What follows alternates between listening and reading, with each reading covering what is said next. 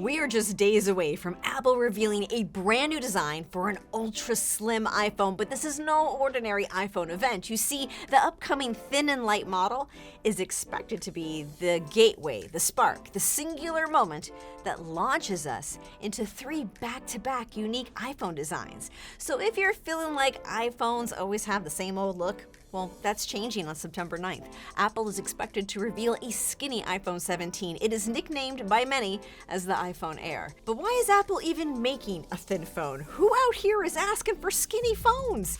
Well, it might not be what you're asking for, but Apple building thinner phones, it paves the way for a folding iPhone. Or it even leads us to a true break-the-mold moment, like a curved, all-screen, no-frame iPhone. I'm Bridget Carey. This is the One More Thing show, and with one more episode until Apple's big iPhone 17 event, it is time to give you the skinny on what to expect on this ultra-thin model, because it is going to steal the spotlight, and there's no telling how customers will respond. Apple's teaser imagery for the iPhone 17 event shows the Apple logo in a mix of cool blues and warm oranges, and some of these shades are rumored to be the colors of the new iPhones. And perhaps that iPhone Air is getting the lighter shade of blue. Leaks of dummy models have been shared on X by user Sunny Dixon, and we've also seen leaks by the account Majin Buu. But you know, there has to be more to a tease than just colors. These animations from Apple mimic thermal imaging effects. So there could be something temperature related. And one rumor going around is the next phone will have a vapor chamber cooling system to disperse heat from the iPhone's storage and RAM and processor, and generally keep the iPhone staying cool when it's doing heavy processing. This rumor was first reported back in January, and then another report came in March, and we are hearing more buzz about it yet again. Vapor chamber cooling has been done before in some Android phones, but if this tech comes to the iPhone, which models would get it? Maybe just the Pro models, or could it also be in the slimmer iPhone? The rumors are mixed, but hey, with the company's continued push into Apple Intelligence, which can warm your phone, and the continued growth of mobile gaming, graphic-intensive games can also warm your phone. It just makes sense for Apple to put the cooling feature in all models going forward, but we shall see. This rumored slimmer iPhone is such a wild card product for Apple because it is going to be this year's big flashy new iPhone that looks different and it costs a lot of money. But come here, you should know this. It won't be the best iPhone. You see, if the phone is thinner and lighter, it means some features will be cut back. But will that price see a cutback? Would you sacrifice battery life? Or how about camera quality? Just looking at the leaks, the so-called iPhone Air, it only has one rear camera compared to the other models with 2 or 3 lenses on the back. Now, CNET put together a survey and found that the big factors that drive people to upgrade their phones, they're to get better battery life or to have more storage or better cameras. I don't know how a thinner phone does that for you if you already own a newish phone. So this might not be for folks who always upgrade to the top of the line model. But would the lightweight design of an iPhone Air have you look past some of these compromises?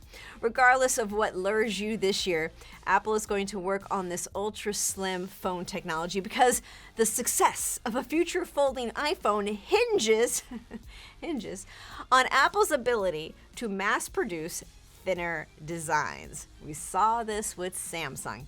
The Galaxy S25 Edge is a super skinny version of the Galaxy flagship, but it's what happens when a company is trying to elevate its folding phone technology and perfect the thinner and thinner design to get a thinner Galaxy Fold.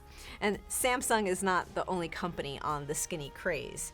Slim might seem trendy, but it's only because winning at slim leads to other evolutions. A recent Bloomberg report is hyping folks up not just about an upcoming folding iPhone, but rather the next model, so-called iPhone 20. The report said the iPhone Air would set the stage for a folding iPhone next year. And then in 2027, We might not get the iPhone 19. Bloomberg says it could be called the iPhone 20. Poor 19 gets skipped over because it would be the 20th birthday for the iPhone. So yes, for that model, Apple is said to be looking at a design that's completely different. Perhaps it's all glass on the front, curved glass edges flowing down the side, kind of like this concept rendering. So it might be that there's no more border on the iPhone, just one big liquidy screen looking thing.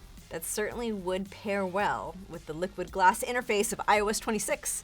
Apple has always been several steps ahead in what it works on now to have implications for products down the line. Now, I've seen some influencers say, just don't even get the iPhone 17. Wait for the folding iPhone, or wait for the iPhone 20. Well, another Apple analyst, Ming-Chi Kuo, came out this week with a fresh roadmap of predictions for the folding iPhone. So I get it. It's hard to get excited now when you think about what's in the future. But I don't follow the philosophy of making buying decisions off mythical products and rumors without prices. Just because engineers are working on an idea, it doesn't mean it actually gets made, and maybe Apple tweaks plans based on what it learns from this year's launch. It is getting harder to justify spending top dollar for iPhones year after year when older models can still deliver great experiences. Your photos still rock, even if you don't have a gaggle of lenses on the back. So there are big questions around the value of a lighter iPhone and what it can bring to your upgrade. But you have to subscribe and come back Tuesday because that's when we finally know. I'll be covering the event live on CNET with my colleagues.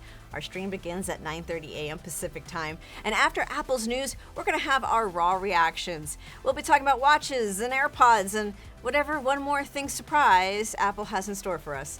Thanks for watching, and I'll catch you Tuesday.